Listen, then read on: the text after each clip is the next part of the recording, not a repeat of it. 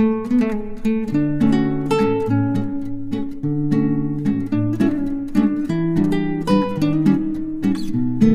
बार की बात है, एक घने जंगल में एक चालाक लोमड़ी रहती थी।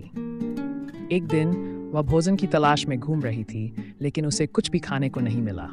चलते चलते उसने एक पेड़ पर बैठे हुए एक कौए को देखा, जिसके मुंह में एक रोटी का टुकड़ा था। लोमड़ी ने सोचा, अगर मैं उस रोटी के टुकड़े को किसी तरह पा सकती तो मेरा पेट भर जाएगा। फिर उसने एक चालाक योजना बनाई। वह कौए के पास गई और मीठी आवाज में बोली, हे कौए भाई, तुम कितने सुंदर हो। तुम्हारे पंख कितने चमकदार हैं और तुम्हारी आवाज कितनी मधुर है। क्या तुम मुझे अपना मधुर गीत सुनाओगे? कौआ लोमड़ी की तारीफों से खुश हो गया और उसने सोचा, अगर मैं गाऊंगा तो ये लोमड़ी मेरी तारीफ और करेगी। जैसे ही कौए ने गाने के लिए मुंह खोला, रोटी का टुकड़ा उसके मुंह से गिरकर नीचे आ गया।